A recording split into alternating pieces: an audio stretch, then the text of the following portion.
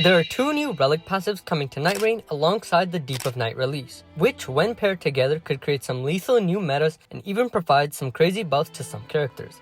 These new relic passives are classed as Dormant Power relics and Stat Modifying relics. First, looking at Stat Modifying relics, each Nightfare has been given two relics. One is usually better than the other. Wylder's first relic gives him plus 8 mind for 7 vigor, and the second gives him plus 15 intelligence and faith in exchange for 10 strength and 8 dexterity. This is what he will gain and lose for each at level 15. Guardian's first relic gives him plus 7 strength and plus 17 dexterity in exchange for negative 10 vigor, and the second gives him 22 mind and 38 faith in exchange for 6 vigor. This relic gives him better face stat than base Recluse and Revenant. This is what he will gain and lose for each at level 15. Ironeye's first relic gives him 17 arcane in exchange for 8 dexterity, and the second gives him 4 vigor and 16 strength for negative 15 dexterity. This is what he will gain and lose for each at level 15.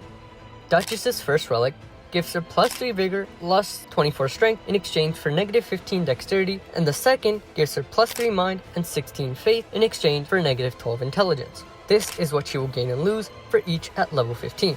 Raider's first relic gives him plus 9 mind and plus 35 intelligence in exchange for 12 vigor and 5 endurance, and the second gives him plus 17 arcane in exchange for negative 4 vigor. This is what he will gain and lose for each at level 15. Revenant's first relic gives her plus 5 vigor and 4 strength in exchange for negative 12 mind, and the second gives her plus 31 strength in exchange for negative 26 faith. This is what she will gain and lose for each at level 15. Recluse's first relic gives her plus 3 vigor, plus 5 endurance, and plus 16 dexterity in exchange for negative 8 intelligence and faith, and the second relic gives her plus 11 intelligence and faith in exchange for negative 12 mind. This is what she will gain and lose for each at level 15. Executor's first relic gives him plus 4 vigor and endurance in exchange for negative 12 dex, and the second gives him plus 8 dex and plus 14 arcane for negative 3 vigor. This is what he will gain and lose for each at level 15. I personally think this is the best relic out of the 16, as he gains 71 dexterity and 42 arcane, giving him even higher arcane while already having the highest arcane in the game for only 60 health. What is Dormant Power? It's a new relic effect coming to the deep relic pool, allowing you to change the preferred weapon type for a character for the purposes of boss loot, overriding the default preferred weapon type. Before I explain more about the passive, here are all the preferred weapon types for each Nightfare, which is important to know when using this relic. For most bosses that drop dormant powers, in other words, loot drops, one of the weapons offered has a chance of typically 35% to be from the character's preferred weapon type. This means each character is overall more likely to find the preferred weapon type from boss drops than other characters. For example, if Wylder equips the Dormant Power, helps discover Colossal Swords, he will now have a 35% chance to find Colossal Swords from Dormant Powers.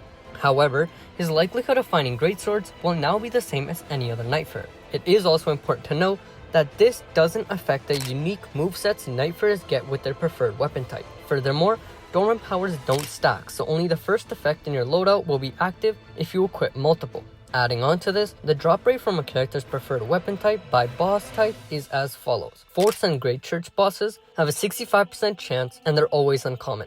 Ruins and main encampment bosses have a 35% chance and are always uncommon.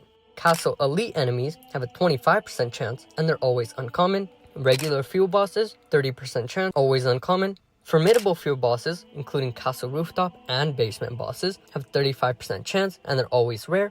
Nocolateo Estelle and Mountaintop Ice Dragon have a 15% chance and are always legendary. So when you equip Dormant Power, this is the chance you have of getting that weapon type from bosses found at these locations. There could be some very good combinations between these two relics that create entirely new metas. The two that stick out to me is running the relic that increased face stat on Guardian or Wylder with the Dormant Power of Staves or Seals to potentially become a better version of Revenant, or in some cases maybe even Recluse. Let me know what new metas you're looking forward to try for yourselves with these passives, and as always, be sure to like and subscribe for more Nightreign leaks.